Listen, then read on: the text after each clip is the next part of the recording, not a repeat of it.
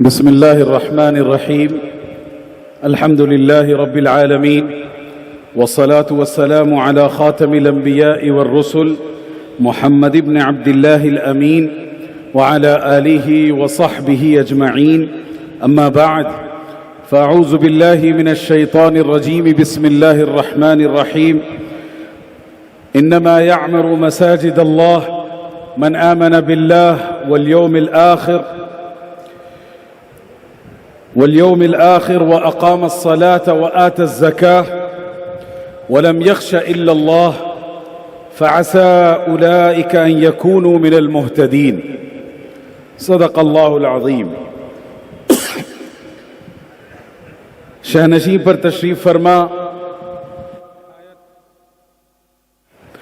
قابل احترام جواں سال اور فعال عالم دین میرے رفیق محترم مولانا محترم مفتی اشفاق قاضی صاحب، اور آج کے اس پروگرام کے آرگنائزرز، تنظیم ائمہ مساجد اور تنظیم علماء کرام، تنظیم علماء و ائمہ ممرہ، اسی طریقے سے آل انڈیا مسلم ڈیولپمنٹ کونسل اور اس کی ذیلی شاخ مسجد ون مومنٹ، ان تمام کے اشتراک سے آج کا یہ پروگرام منعقد ہو رہا ہے. اس کا ایکو ختم کر دیجئے بھائی. ان تمام حضرات کے اشتراک سے آج کا یہ اہم پروگرام منعقد ہو رہا ہے. میں پروگرام کے آغاز سے پہلے آپ حضرات سے گزارش کروں گا، جو لوگ پیچھے بیٹھے ہوئے ہیں ان تمام صفوں میں وہ آگے آ جائیں. اتنے فاصلے سے بیٹھنے سے کیا حاصل ہے؟ یہاں دلوں کو جوڑنا ہے، اور عنوان جب مسجد کا ہے تو کاندھے سے کاندھے ملا کر کھڑے ہونا ہے. اس لیے پچھلی صف میں جو حضرات بیٹھے ہیں، اگر کوئی شرعی عذر نہیں ہے تو وہ ضرور سامنے تشریف لے آئیں. حاضرین گرامی، میں 2 نکات پر یا 3 نقطوں پر اپنی گفتگو آپ کے سامنے رکھوں گا. سب سے پہلی بات، قرآن مجید کی ایک آیت ہم نے آپ کے سامنے تلاوت کی، اس کا پیغام، اس کا معنی و مفہوم کیا ہے وہ میں آپ کے سامنے رکھنا چاہتا ہوں. دوسری بات، آقا جناب محمد رسول اللہ صلی اللہ علیہ وسلم نے مسجد نبوی کا جو موڈیول ہمیں عطا کیا تھا اس کی کچھ خصوصیات آپ کے سامنے میں رکھنا چاہتا ہوں.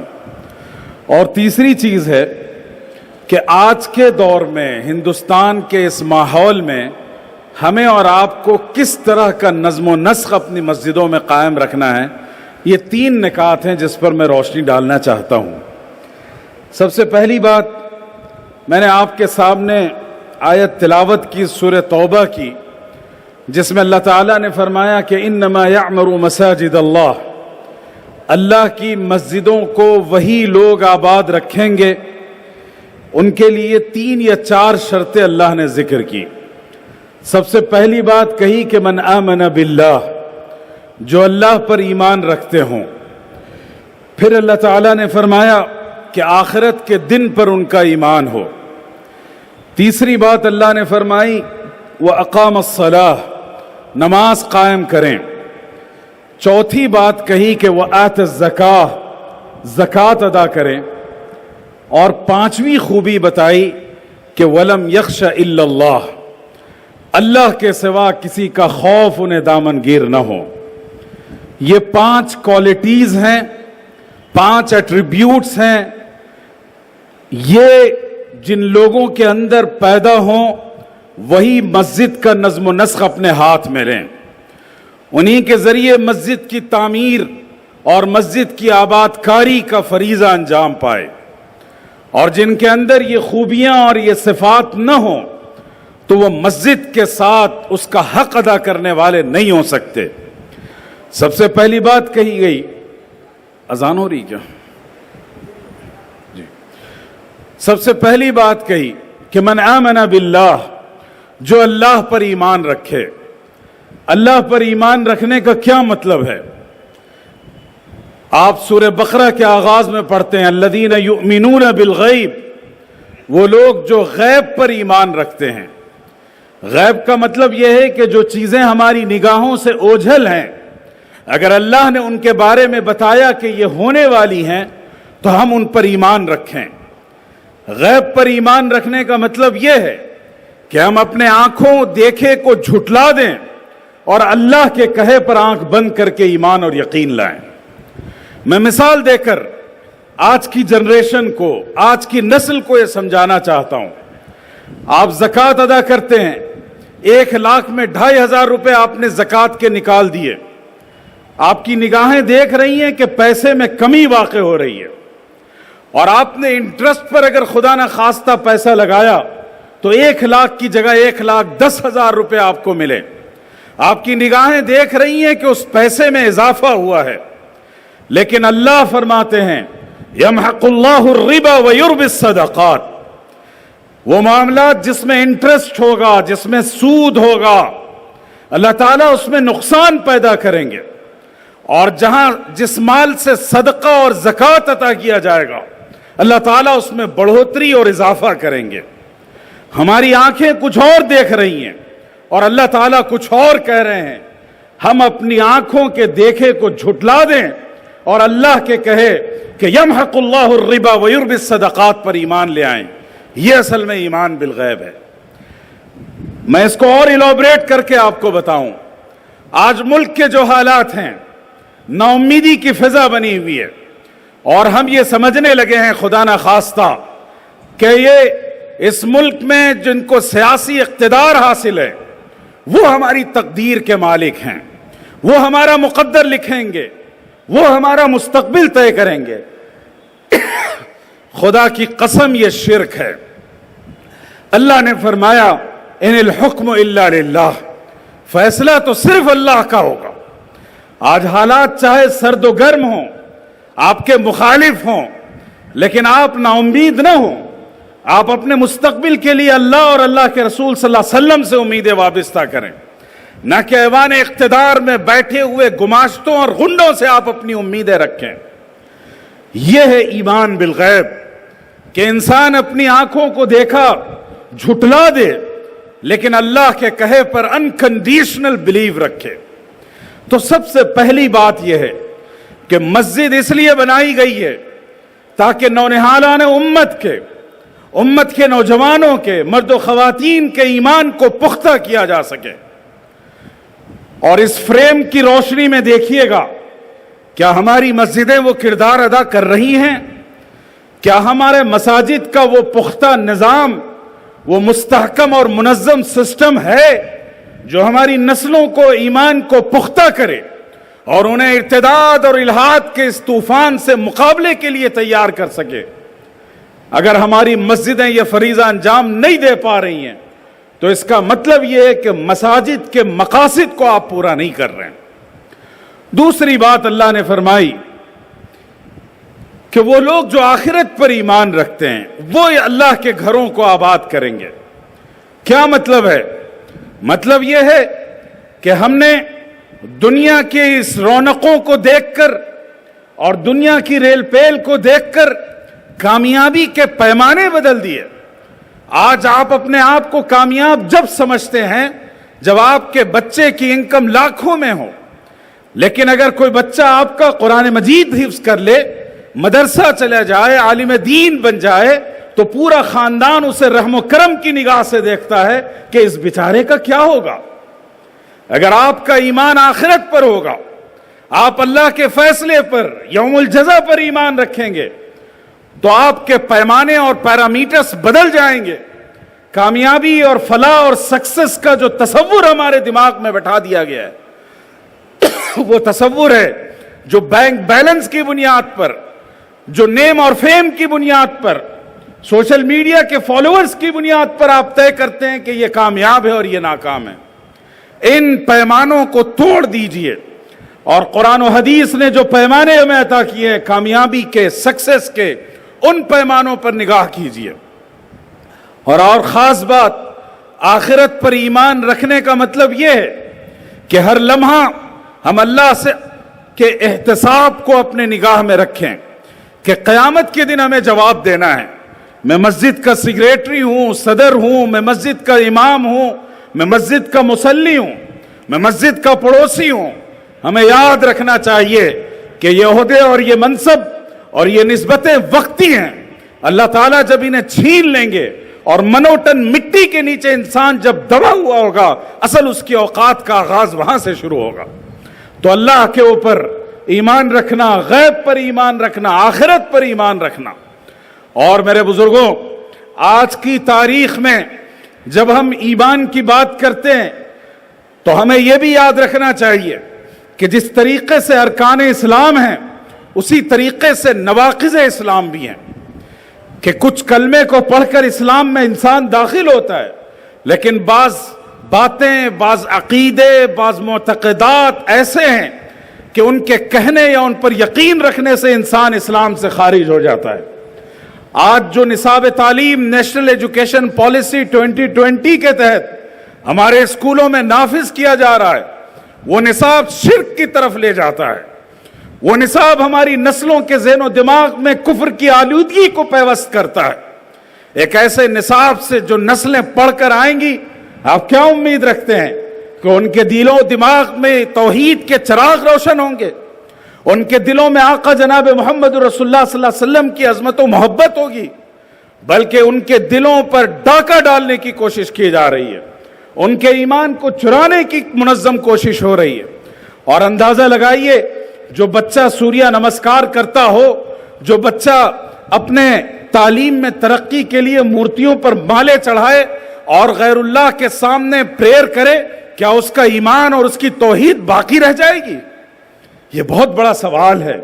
اور اللہ تعالیٰ نے اس کو مسجد سے جوڑ دیا ہے. اس کا مطلب یہ ہوا کہ مسجد کا بنیادی کام، اس کے بنیادی آبجیکٹیوز، اس کے بنیادی مقاصد یہ ہیں کہ وہ پورے انسانی سماج اور خاص طور پر مسلم سماج میں ایمان کی پختگی، آخرت پر یقین اور اللہ اور اس کے رسول کے احکام اور شریعت پر انکنڈیشنل ایمان لے آئے. یہ محنت ہمیں مساجد کے ذریعے سے کرنی ہوگی. ہم نے یہ ذمہ داری مدرسوں کے حوالے کر دی اور ہم سوچتے ہیں کہ 2.5 گھنٹے مسجد میں نماز کر قفل لگا دیا جائے. آگے بڑھیے. اللہ تعالیٰ نے فرمایا کہ وَأَقَامَ الصَّلَاةَ، اللہ کی مسجدوں کو وہ لوگ قائم کریں گے، آباد کریں گے جو نماز قائم کریں. دیکھیے، 2 الگ الگ چیزیں ہیں. ایک ہے اقامت صلاح اور دوسرے ہے ادائے صلاح. اقامت صلاۃ کا مطلب ہے نماز کو اسٹیبلش کرنا، اس طرح قائم کرنا کہ نماز کا ریفلیکشن، نماز کا انعکاس آپ کے تجارت پر ہو، آپ کے نکاح و طلاق کے مسائل پر ہو، آپ کے جاب پر ہو. صرف 2 گانا اور 4 گانا ادا کر کے آپ چلے جائیں تو یہ ادائے صلاۃ ہو سکتی ہے، اقامت صلاح نہیں ہو سکتا. اس لیے کہ قرآن نے کہا کہ ان الصلاۃ تنہی عن الفحشاء والمنکر، کہ نماز فحشا اور منکر سے روکتی ہے. یہ جب ہوگا جب اقامت صلاح ہوگا. اور جب صرف ایک رسم کو نبھا کر آپ چلے جائیں گے تو مسجد کی سیڑھیوں سے اترتے اترتے تک آپ ایمان کے تقاضوں کو بھلا دیں گے. اسی مسجد میں نکاح پڑھائیں گے اور مسجد کے زینوں سے ڈھول باجے اور رقاصوں کو لا کر آپ اپنی شادی بیاہ کی تقریب کو مکمل کریں گے. اسی مسجد کے زینوں سے اتر کر آپ سودی کاروبار کریں گے، ظلم کریں گے، لوگوں کے حقوق پر ڈاکہ ڈالیں گے. یاد رکھا جائے، یہ اقامت صلاح نہیں ہے. اقامت صلاح جو انسان کا رشتہ اللہ سے اور عرش سے جوڑ دے. جب انسان اپنی جبین نیاز اللہ کے سامنے خم کرے اور اللہ اکبر کے نغمے بار بار اپنی زبان سے ادا کرے تو پھر وہ اپنے دل سے کریت کریت کر اپنی بڑائی، اپنی برتری، اپنے پراؤڈنس، اپنے گریٹنس کو کھرچ کھرچ کر نکال دے. تب اللہ اکبر کے نغمے کا اثر اس کی زندگی پر پڑے گا. اقامت صلاح کے وہ منظر قوم دیکھے گی جو آقا علیہ الصلوۃ والسلام کے تربیت یافتہ لوگوں نے دکھایا تھا دنیا کو. اس لیے اقامت صلاح کی دعوت دیجیے. اور یہیں پر میں ایک بہت اہم جملہ ہندوستان کے معروف فقیہ اور ممتاز مفکر و مصنف حضرت مولانا خالد سیف اللہ رحمانی صاحب کا نقل کرنا چاہتا ہوں. انہوں نے فرمایا کہ اللہ کے رسول صلی اللہ علیہ وسلم نے اقامت صلاح کی تو بیعت لی ہے، لیکن ادائے صلاۃ کے طریقوں کی بیعت نہیں لی، بلکہ فرمایا صلو کما رأیتمونی اصلی، ہمیں جیسے نماز پڑھتا ہوا دیکھتے ہو ویسے پڑھو. اسی لیے نماز کے الگ الگ طریقے صحابہ نے دیکھے، اور جس صحابی نے جو دیکھا اسی کو نشر کیا، اور وہیں سے ائمہ مذاہب نے لیا. تو اس سے یہ پیغام ملا کہ نماز کے یہ الگ الگ طریقے دین میں اختلاف نہیں ہیں، بلکہ یہ تنوع ہے، ڈائیورسٹی ہے. لیکن افسوس کی بات ہے کہ اسی پر مسجدیں تعمیر کی جا رہی ہیں اور مسجدوں کے درمیان دیواریں کھڑی کی جا رہی ہیں. مسلکوں کے نام پر اللہ کے گھروں کو بدنام کیا جا رہا ہے. آقا علیہ الصلوۃ والسلام نے اقامت صلاح کی بیعت لی تھی اور آزادی دی تھی کہ نماز کی ادائیگی میں رسول اللہ صلی اللہ علیہ وسلم سے جو الگ الگ طریقے موجود ہیں ان میں سے جو طریقہ اختیار کر لو وہ سب درست اور اللہ تک پہنچانے والا راستہ ہے. اس کے ساتھ اللہ کے رسول اللہ تعالیٰ نے فرمایا وَآتَ الزَّكَاةَ. کبھی آپ اس آیت کی تفسیر پر غور کیجئے گا کہ کتنی عجیب بات ہے. اللہ تعالیٰ مسجد کا ذکر کر رہے ہیں، مسجد کو آباد کرنے والی ٹیم اور مسجد کو آباد کرنے والے افراد کا ذکر کر رہے ہیں، اور اس میں اللہ فرماتے ہیں کہ وَآتَ الزَّكَاةَ، اور زکوٰۃ بھی ادا کرے. کیا رشتہ ہے زکوٰۃ کا نماز سے، مسجد سے، اللہ کے گھر سے؟ آج ہندوستان میں جس طرح کی افراتفری کے آپ شکار ہیں، اور مسلمان پوری قوم ایسا لگتا ہے کہ کاسے گدائی ان کے ہاتھ میں دے دیا گیا ہے بھیک مانگنے کے لیے. کبھی پارلیمنٹ کے سامنے آپ کو بھیک مانگنا پڑتا ہے، کبھی ایوان اقتدار کے سامنے آپ اپنا کاسے گدائی لیے کھڑے ہوتے ہیں، اور کبھی آپ اپنی حکومتوں سے مطالبات کر رہے ہوتے ہیں. لیکن اللہ نے اس امت کو بھیک مانگنے والی امت نہیں بنایا تھا. آقا علیہ الصلوۃ والسلام نے جس امت کی تشکیل کی تھی اس امت کے ہاتھ میں کاسے گدائی نہیں دیا تھا، بلکہ رسول اللہ صلی اللہ علیہ وسلم نے انہیں دینے والی امت بنایا تھا، دینے والا ہاتھ بنایا تھا، امت کی دادرسی کرنے والی جماعت بنایا تھا. اور وہ اس لیے تھا کہ جس طریقے سے نماز کے لیے اجتماعیت کو ضروری قرار دیا گیا، اسی طریقے سے زکوٰۃ کے لیے اجتماعیت کو ضروری قرار دیا گیا تھا. اللہ کے رسول صلی اللہ علیہ وسلم نے جب زکوٰۃ کا نظام مدینہ میں اسٹیبلش کیا تو آپ نے یہ آزادی نہیں دی کہ تمہارا مال ہے تم زکوٰۃ نکالو جیسے چاہے خرچ کر دو، بلکہ آپ صلی اللہ علیہ وسلم نے اس کے لیے ایک پورا انسٹیٹیوشن ڈیولپ کیا، اس کے رولز ریگولیشن بنائے، بیت المال بنایا گیا، مسلم سماج کے اپلفمنٹ کے پورے ضابطے طے کیے گئے، ان کے فائنانشیل ٹرانسفارمیشن کے اصول طے کیے گئے. تو گویا زکوٰۃ کا نظام بھی اجتماعی ہونا چاہیے. اور یاد کیجئے سیدنا ابو بکر صدیق رضی اللہ تعالی عنہ کو، جب ان کے دور میں دو گروہ پیدا ہوئے. ایک گروہ وہ تھا جو زکوٰۃ ادا کرنے سے منکر تھا، وہ سرے سے زکوٰۃ نہیں دینا چاہتا تھا، تو حضرت ابو بکر نے اس کے خلاف تلوار اٹھائی. اور ایک گروہ وہ تھا جو نماز بھی پڑھتا تھا، حج بھی کرتا تھا، نفلیں بھی پڑھتا تھا، لیکن اس نے کہا تھا کہ ہم بیت المال میں زکوٰۃ نہیں دیں گے، اپنی مرضی سے خرچ کریں گے. حضرت ابو بکر نے ان کے خلاف بھی تلوار اٹھائی. اندازہ لگائیے یہ کون لوگ تھے؟ یہ تہجد گزار تھے، متقی تھے، پرہیزگار تھے، لیکن حضرت ابو بکر کا ویژن بالکل مختلف تھا. ان کے پیش نظر یہ تھا کہ اَيُنْقَصُ الدِّينُ وَأَنَا حَيٌّ، کہ دین کے کسی ایک چھوٹے سے عمل کو ختم کر دیا جائے اور میں اس زمین پر زندہ بچ جاؤں، ایسا نہیں ہو سکتا، میں دین کو مکمل اسٹیبلش کروں گا. چنانچہ حضرت ابو بکر نے یہ مہلت اور اجازت نہیں دی کہ لوگ اپنی مرضی سے زکوٰۃ خرچ کریں، بلکہ انہوں نے یہ پیغام دیا کہ زکوٰۃ کا نظام ایک گورنمنٹ کے تحت اور ایک منظم بنیادوں پر ہوگا اور پوری امت کی فلاح و بہبود کے لیے زکوٰۃ خرچ کی جائے گی.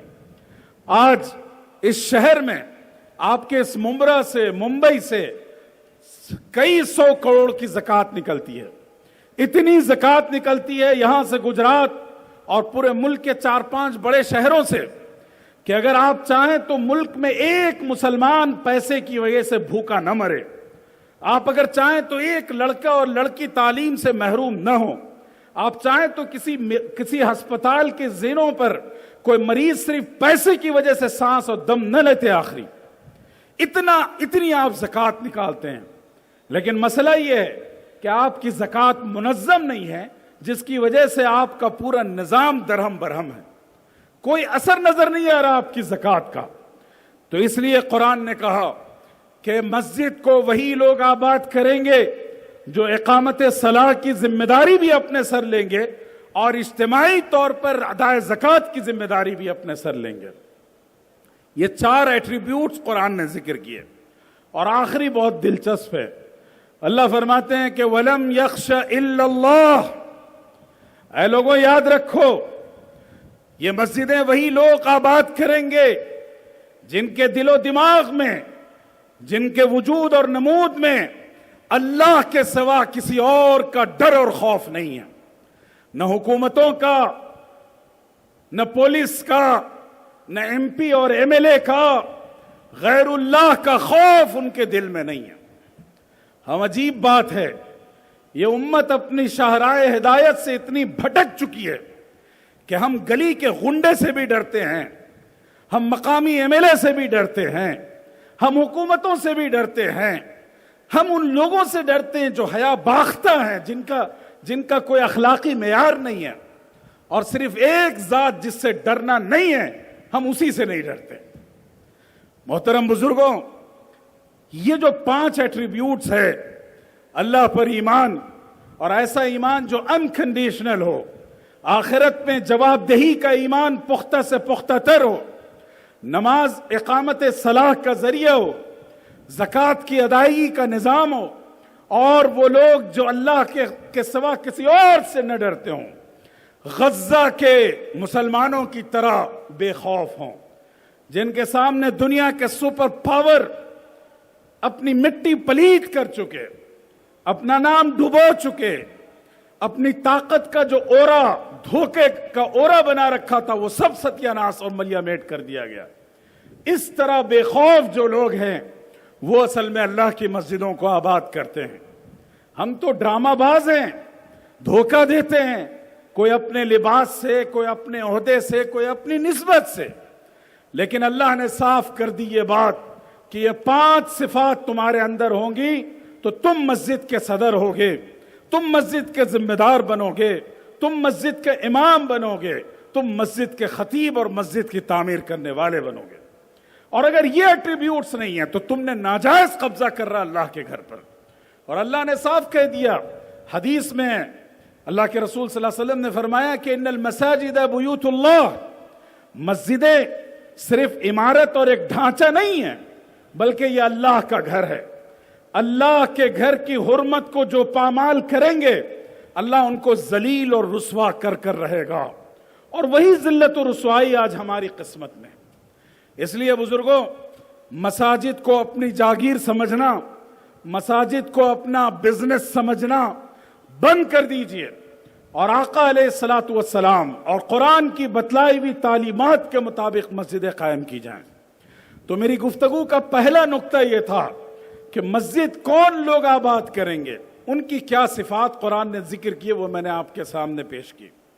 دوسری بات، اللہ کے رسول صلی اللہ علیہ وسلم نے مساجد کا کیا موڈیول ہمیں عطا کیا، مسجد کس طرح کا انقلاب، سماج میں کس طرح کا ریولیوشن لا سکتی ہے، اس کی مثال اگر آپ کو دیکھنی ہے تو آقا علیہ الصلوۃ والسلام کی مسجد نبوی کو دیکھیے۔ میں بہت اختصار سے آپ کو 2-3 نکات بتا دوں۔ سب سے پہلی بات یہ، اگر آپ نے تاریخ پڑھی ہو، ہیومن ہسٹری کے آپ طالب علم رہے ہوں، تو میں ایک بات کہنے جا رہا ہوں، اسے غور سے سنیے، اور یہ صرف خوش فہمی اور خوش عقیدگی کی بنیاد پر نہیں کہہ رہا، بلکہ یہ فیکٹ ہے، یہ حقیقت ہے، دنیا کا کوئی انصاف پسند انسان اس سے انکار نہیں کر سکتا۔ میرا ماننا یہ ہے کہ انسانی تاریخ کا سب سے بڑا انقلاب آقا جناب محمد رسول اللہ صلی اللہ علیہ وسلم کے ذریعے آیا۔ یعنی پوری انسانی تاریخ کو اگر آپ دو حصوں میں تقسیم کرنا چاہتے ہیں تو درمیان میں اگر لکیر ڈالنی ہے تو وہ رسول اللہ صلی اللہ علیہ وسلم کی ذات گرامی ہے. لیکن اگلا جملہ بھی یاد رکھیے گا کہ اس پورے نبوی انقلاب کا مرکز مسجد نبوی تھا.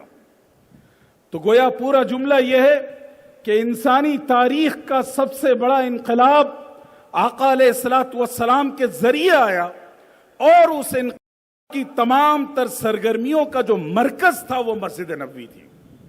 اس سے آپ اندازہ لگا سکتے ہیں کہ مسجد کا کیا کردار ہے. صرف مسلم سماج کی بات نہیں کرتا، پورے انسانی سماج میں. اب میں آپ کو اس کی مثالیں پیش کرتا چلوں. مسجد کا سب سے بنیادی مقصد نماز قائم کرنا ہے. 5 وقتہ نمازیں قائم ہوں، مسجد اتحاد امت کا عنوان ہو. میں ایک لطیف نقطے کی طرف اشارہ کرنا چاہتا ہوں.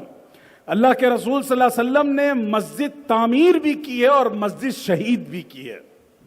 کیا فرق ہے؟ آپ نے مسجد قباء قائم کی بنیاد رکھی اپنے دست مبارک سے، آپ نے مسجد نبوی کی بنیاد رکھی اور خود اس کے تعمیر کے عمل میں شامل رہے. لیکن سیرت ہمیں بتاتی ہے کہ وہیں رسول اللہ صلی اللہ علیہ وسلم نے مسجد زرار نامی ایک مسجد کو شہید بھی کیا. کیوں؟ اس لیے کہ مسجد زرار امت کی صفوں میں انتشار اور اختلاف پیدا کرنے کے لیے قائم کی گئی تھی. اس لیے کہ مسجد زرار امت کے صفوں میں منافقین کو پیدا کرنا چاہتی تھی. قرآن نے حکم دیا رسول اللہ صلی اللہ علیہ وسلم کو کہ آپ جا کر خود اسے شہید کریں. چنانچہ رسول اللہ صلی اللہ علیہ وسلم نے اسے شہید کروایا. تو یہ رسول اللہ صلی اللہ علیہ وسلم کی سنت ہے. اس سے یہ پیغام ملتا ہے کہ اللہ کا جو گھر ہے وہ ہمارے مسلک و مشرب کا مرکز نہیں ہے، وہ ہمارے مسلک کی چوہدی نہیں ہے کہ ہم اللہ کے گھر اور آقا علیہ الصلوۃ والسلام کے منبر و محراب کو امت میں نفرت پھیلانے کے لیے، اختلاف و انتشار کو ہوا دینے کے لیے، ایک دوسرے سے دلوں میں نفرت پیدا کرنے کے لیے استعمال نہیں کر سکتے. مسجد نبوی سے یا اللہ کے رسول کے منبر و محراب سے مسجد زرار کا کردار ادا نہیں کیا جا سکتا. اس امت کو اس بات پر اتفاق کرنا ہوگا کہ ہماری مسجدوں کے منبر و محراب امت کے اتحاد کا پیغام دیں گے، امت کی اصلاح کا پیغام دیں گے، امت کو ایمان کی پختگی کا پیغام دیں گے. لیکن مسلکی اختلافات کو ہوا دینے کے لیے آقا علیہ الصلوۃ والسلام کے منبر و محراب کو استعمال نہیں کیا جانا چاہیے، ناجائز ہے.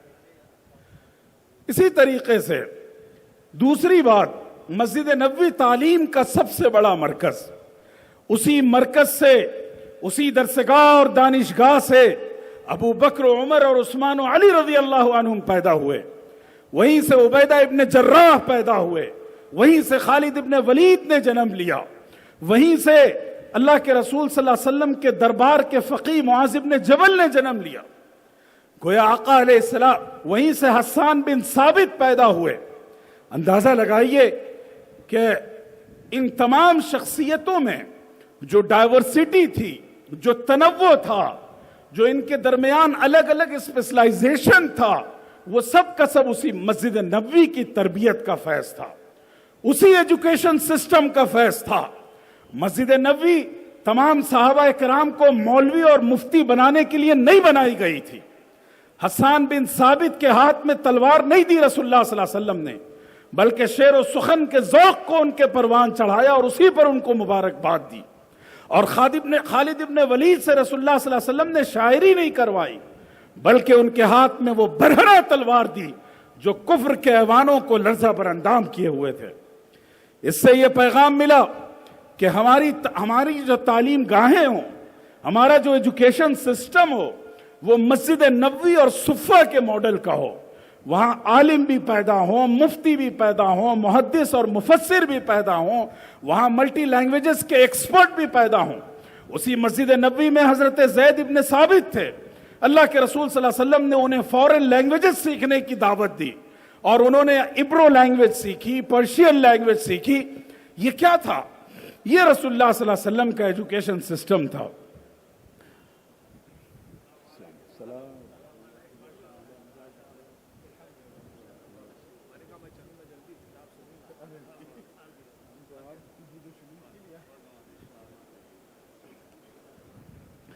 تو حاضرین میں یہ عرض کر رہا تھا کہ ایک طرف مسجد نبوی توحید کے زمزمے کو بلند کر کے کائنات کے کونے کونے تک پہنچا رہی تھی، اور دوسری طرف اسی مسجد نبوی سے ایسے افراد پیدا ہو رہے تھے جو پالیسی میکر تھے، جو فنون حرب کے ماہر تھے۔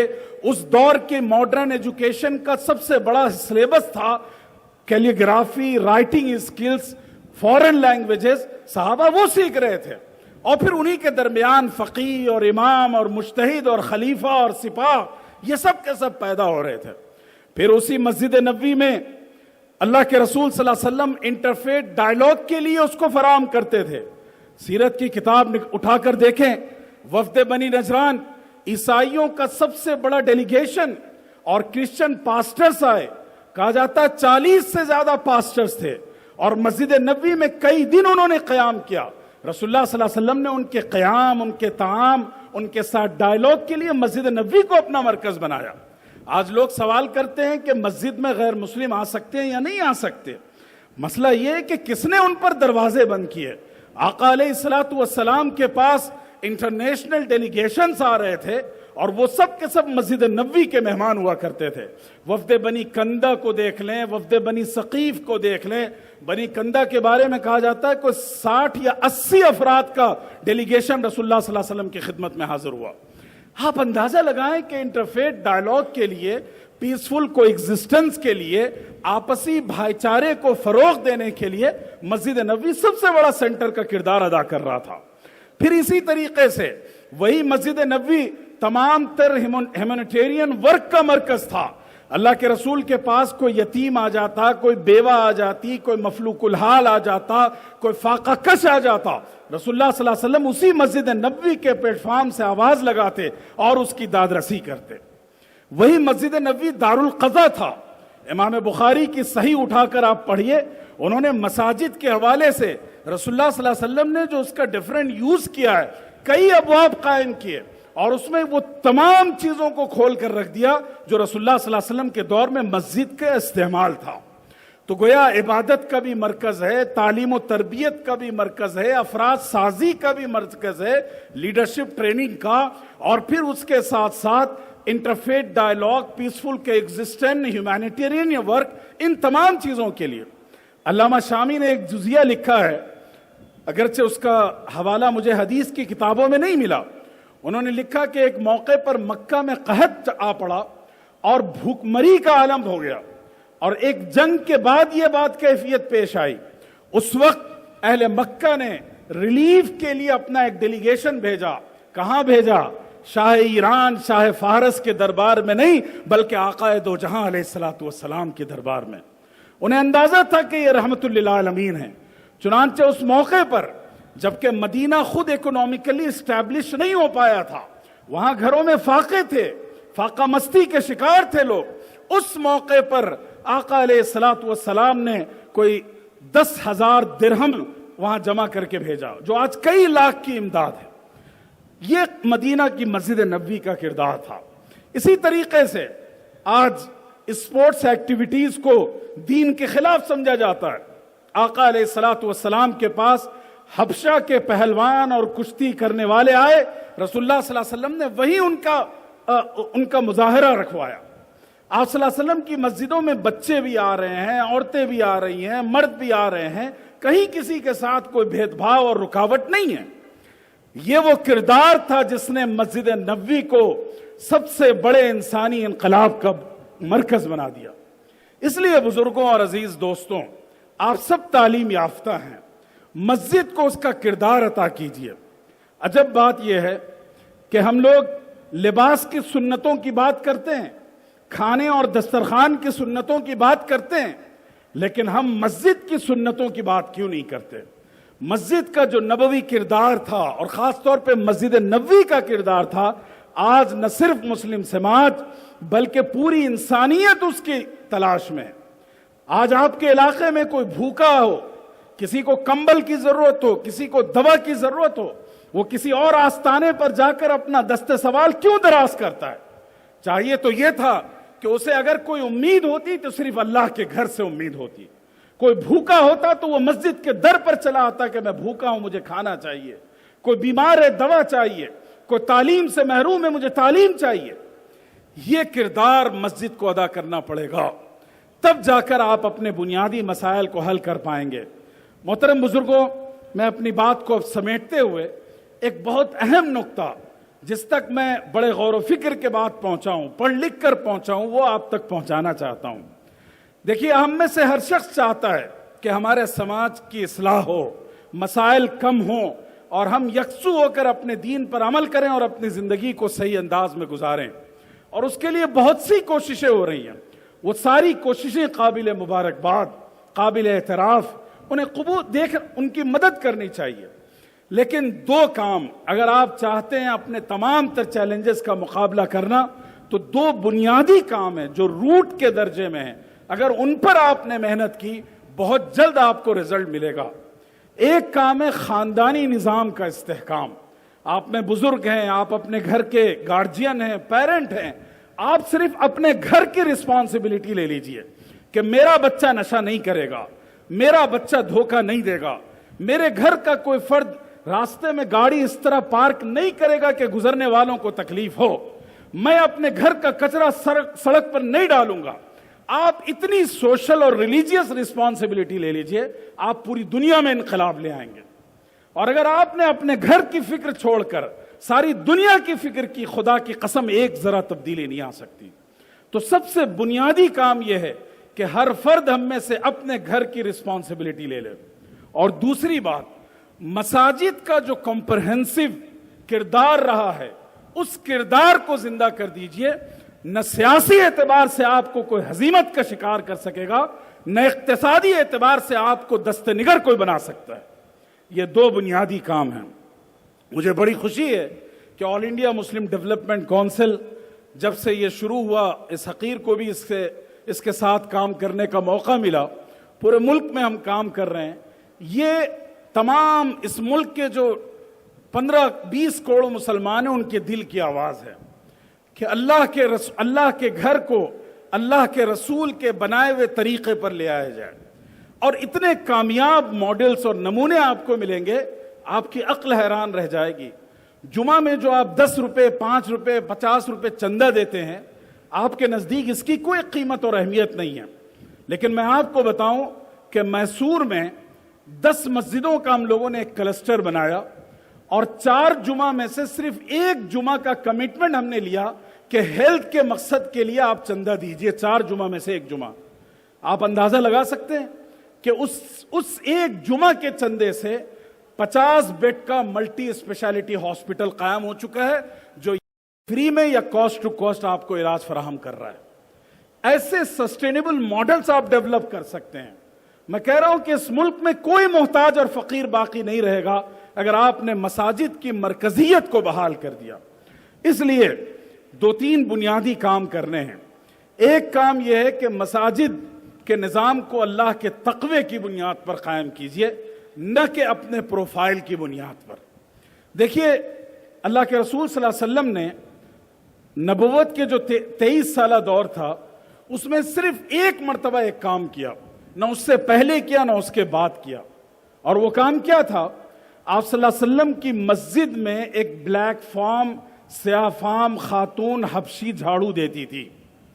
غریب تھی، نہ اس کا نسب تھا، نہ خاندان تھا، نہ کوئی کمزور سی تھی، تنہا ایک فرد تھی۔ اس عورت کا انتقال ہو گیا۔ 2-3 روز رسول اللہ صلی اللہ علیہ وسلم نے نہیں دیکھا، تو صحابہ سے پوچھا کہ وہ کہاں ہیں؟ تو صحابہ نے کہا کہ حضور ایک رات تاریکی میں اس کا انتقال ہو گیا، تو ہم لوگوں نے اس کی تجہیز و تکفین اور نماز جنازہ پڑھ کے دفن کر دیا، سوچا آپ کو کیوں تکلیف دیں۔ تو آپ صلی اللہ علیہ وسلم نے بڑا سخت جملہ کہا، بخاری میں یہ جملہ موجود ہے۔ آپ صلی اللہ علیہ وسلم نے فرمایا بات یہ نہیں ہے، تم نے اس کے معاملے کو حقیر سمجھا کہ ایک مسجد کی جاروب کش ہے، بلیک فارم ہے، عورت ہے، مر گئی، چلو ختم کرو، آپ صلی اللہ علیہ وسلم کو کیوں زحمت دی جائے۔ اس موقع پر رسول اللہ صلی اللہ علیہ وسلم اس خاتون کی قبر پر تشریف لے گئے، وہاں جا کر نماز جنازہ ادا کی۔ تدفین کے 2-3 روز کے بعد اس سے اندازہ لگائیے کہ مسجد سے وابستہ افراد کی کیا اہمیت اور قیمت ہے۔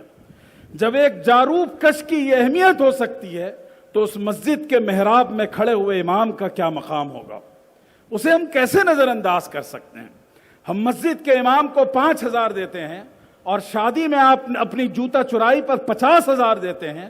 جو قوم 50,000 جوتا چوری کرنے والوں کو دے گی تو اس قوم میں چور اور غنڈے نہیں پیدا ہوں گے تو بااخلاق لوگ کہاں سے پیدا ہوں گے؟ اس لیے اپنے امام کی، اپنے مسجد کے خدمت گزاروں کی قدر کیجیے اور ان کو ان کا حق دیجیے، اس لیے کہ ان کی نسبت نہ حکومت سے ہے، نہ ایوان اقتدار سے ہے، بلکہ اللہ کی عدالت سے ہے، آقا علیہ الصلوۃ والسلام کے دربار سے ہے۔